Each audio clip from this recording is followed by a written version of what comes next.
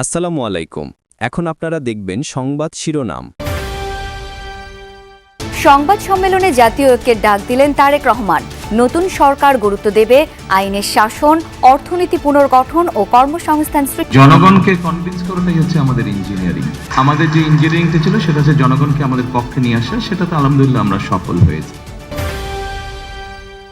দেশি বিদেশি অতিথির উপস্থিতিতে সোমবারের মধ্যে নির্বাচিত এমপিদের শপথ পড়াবেন প্রধান বিচারপতি।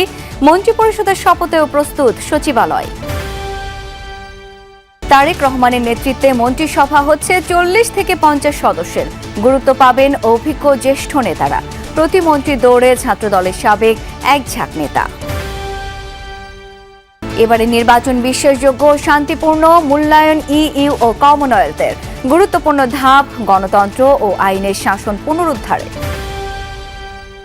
ফল কারসাজির অভিযোগ নিয়ে ইসিতে মামুনুল, আমিনুল ও শেরপুরের বিএনপি প্রার্থী। নির্বাচন পরবর্তী সহিংসতা নাটোর, ফরিদপুর ও মাদারীপুর। ঋতুরাজ বসন্তের আগমনে চারদিকে রঙের ছোঁয়া। শীতের জীর্ণতা ঠেলে গাছে গাছে নতুন কুড়ি। প্রকৃতির নবজাগরণে এলো বিশ্ব ভালোবাসা দিবস। প্রতি বছরের মতো আমরা আবারও বসন্তের প্রকৃতির সাজ বসন্তে আমরা সেজে উঠেছি। আজকে বসন্ত এবং ভালোবাসা এসে গেছে আমাদের মাঝে। বসন্ত আসলে বেশি ভালো লাগে যে অনেক ধরনের ফুল নিয়ে অনার্স বানানো যায়, ফুল দেখা যায়। আসসালামু আলাইকুম। এখন দেখবেন সংবাদ বিস্তারিত। এবার দেশ গড়ার পালা। যে কোনো মূল্যে বজায় রাখতে হবে দেশের শান্তি শৃঙ্খলা। প্রতিবেশীদের সাথে সম্পর্ক হবে পারস্পরিক স্বার্থের ভিত্তিতে। বিপুল ভোটে বিজয়ের পর প্রথমবার সংবাদ সম্মেলনে এসে বিএনপি চেয়ারম্যান তারেক রহমান এমন মন্তব্য করেছেন।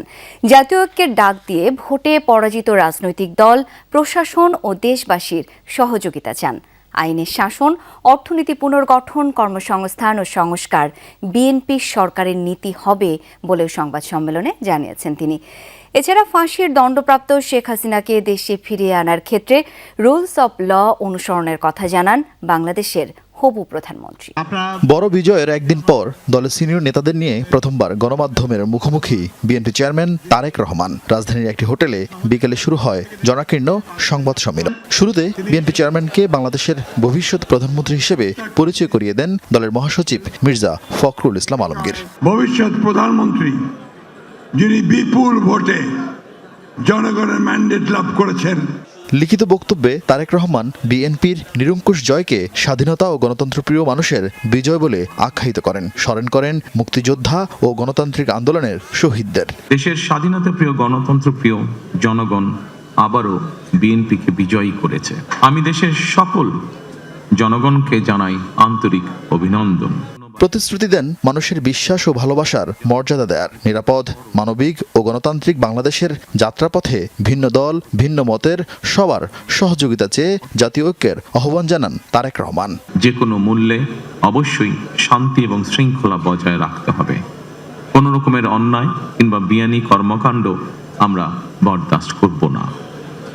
দলমত, ধর্ম, বর্ণ কিংবা ভিন্ন মত যাই থাকুক, কোনো অজুহাতে অবশ্যই দুর্বলের উপরে সবলের আক্রমণ আমরা মেনে নেব না। নির্বাচনের মাঠে হয়তো কোথাও কোথাও নিজেদের মধ্যে ভুল বোঝাবুঝির সৃষ্টি হয়ে থাকতে পারে, তবে এই ধরনের বিরোধ যেন প্রতিহিংসায় রূপ না নেয় সে ব্যাপারে সবাইকে সতর্ক থাকার জন্য আমি আন্তরিকভাবে আহ্বান জানাচ্ছি। আগামী 16 তারিখের মধ্যে নবনির্বাচিত সংসদ সদস্যদের শপথ পাঠ করাবেন প্রধান বিচারপতি জুবায়ের রহমান চৌধুরী। 18 ফেব্রুয়ারির মধ্যে মন্ত্রিসভার সদস্যদের শপথ পড়াবেন রাষ্ট্রপতি মোহাম্মদ শাহাবুদ্দিন। দুপুরে মন্ত্রিপরিষদ সচিব ডক্টর শেখ আব্দুর রশিদ জানিয়েছেন, শপথ অনুষ্ঠানে দেশি বিদেশি প্রায় 1000 আমন্ত্রিত অতিথি উপস্থিত থাকবেন। ত্রয়োদশ জাতীয় সংসদ নির্বাচনে নিরঙ্কুশ জয় পেয়ে দীর্ঘ প্রায় 2 দশক পর আবারও সরকার গঠন করতে যাচ্ছে বিএনপি। এখন শুধু শপথের অপেক্ষা। শুক্রবার গভীর রাতে নবনির্বাচিত সংসদ সদস্যদের সরকারি গ্যাজেট প্রকাশ করেছে নির্বাচন কমিশন। নির্বাচন হওয়া 299টি আসনের মধ্যে 297টির ফলাফলের ভিত্তিতে এই গ্যাজেট প্রকাশ করা হয়। গ্যাজেট প্রকাশের 3 দিনের মধ্যে শপথ গ্রহণের বিধান রয়েছে। আইন অনুযায়ী 3 দিন সময়ের মধ্যে তাদের শপথ গ্রহণ হয় সংসদ সদস্য হিসেবে।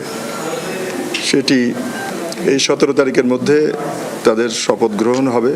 যিনি সংখ্যাগরিষ্ঠ সদস্যদের নেতা হিসেবে যিনি নির্বাচিত হবেন তিনি মহামান্য রাষ্ট্রপতির কাছে তার তখন এই ঘটনাটি জানিয়ে দেবেন যে তিনি সংখ্যাগরিষ্ঠ সদস্যের আস্থাভাজন। মহামান্য রাষ্ট্রপতি তখন তাকে নিয়ম অনুযায়ী প্রধানমন্ত্রী পদে নিয়োগের জন্য অফার করবেন। একটা সুবিধাজনক সময় নির্ধারণ করে সেই সময় শপথ গ্রহণ অনুষ্ঠিত হবে।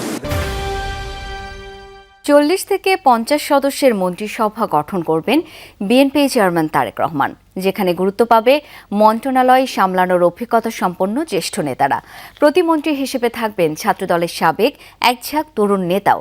এছাড়া তারেক রহমানের সঙ্গে নিবিড়ভাবে কাজ করা 4-5 জনকে গুরুত্বপূর্ণ কিছু মন্ত্রণালয়ের দায়িত্ব দেওয়া হবে টেকনোক্র্যাট কোটায়। সংরক্ষিত নারী আসনের এমপি নির্বাচিত হওয়ার পর অন্তত 3 জনকে নেওয়া হবে মন্ত্রিপরিষদে, যদিও আনুষ্ঠানিকভাবে কোনো নেতাই কথা বলতে রাজি হননি। দেশে ফেরার পর মায়ের মৃত্যু, দলের চেয়ারম্যানের দায়িত্ব, অতঃপর জনরায়ে বিএনপিকে 2/3 আসনে জয়ী করে রাষ্ট্র ক্ষমতা আনলেন তারেক রহমান। সবকিছু ঠিকঠাক থাকলে সেই তারেক রহমানই হতে যাচ্ছেন দেশের 11তম প্রধানমন্ত্রী। এতে করে 35 বছর পর পুরুষ প্রধানমন্ত্রী পাবে বাংলাদেশ। কেমন হতে পারে তারেক রহমানের ক্যাবিনেট? দলের স্থায়ী কমিটির সদস্যরা এ নিয়ে মুখে কুলু পেটেছেন। যদিও শনিবার দলের সিনিয়র সদস্যদের গুলশান কার্যালয়ে ডেকে মতামত নেন বিএনপি চেয়ারম্যান। 2001-06 সালের মতোই বড় মন্ত্রিপরিষদ গঠন করতে যাচ্ছেন তারা। ত্রয়োদশ জাতীয় সংসদ নির্বাচন শান্তিপূর্ণ, প্রতিযোগিতামূলক, বিশ্বাসযোগ্য ও দক্ষ ব্যবস্থাপনায় পরিচালিত হয়েছে বলে মূল্যায়ন ইউরোপীয় ইউনিয়ন EU এর পর্যবেক্ষক দলের। মিশন প্রধান আনুষ্ঠানিক সংবাদ সম্মেলনে বলেন, গণতন্ত্র ও আইনের শাসন পুনরুদ্ধারে এই নির্বাচন গুরুত্বপূর্ণ ধাপ। 2008 সালের পর প্রথমবারের মতো নির্বাচন হয়েছে প্রকৃত অর্থে। অন্য এক সংবাদ সম্মেলনে কমনওয়েলথ পর্যবেক্ষকরা নির্বাচনকে সন্তোষজনক আখ্যা দেন। ইউরোপীয় ইউনিয়নের সংবাদ সম্মেলন রাজধানীর ইন্টারকন্টিনেন্টাল হোটেলে গণমাধ্যমের সাথে কথা বলেন মিশন প্রধান ইভার্স ইবস। তুলে ধরেন মাঠের পর্যবেক্ষণ, নারী ভোটারের উপস্থিতি, সংখ্যালঘু ও আদিবাসী সম্প্রদায়ের মতামত, সামাজিক যোগাযোগ মাধ্যম ও গণমাধ্যম এবং নাগরিক সমাজের অংশগ্রহণ নিয়ে।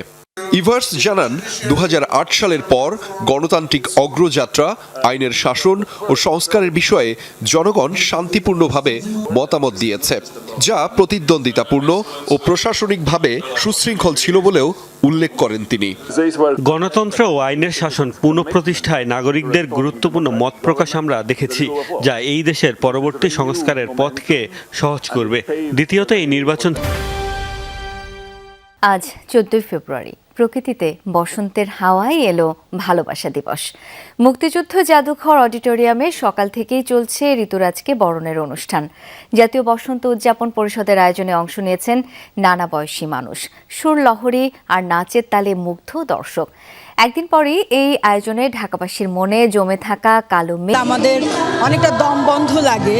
বকুলতলায় যেহেতু নানা প্রকৃতি সারাটা বেশি ছিল, এখানে একেবারে বিশাল বিল্ডিংয়ের মধ্যে, তারপরেও আমরা যখন নিজেদের মধ্যে ঢুকে গেলাম, আনন্দে চলে আসলাম, নাচ গান করা শুরু করলাম, তখন আর জায়গাটা আমাদের কাছে কোনো বিশেষ কিছু মনে হয়নি।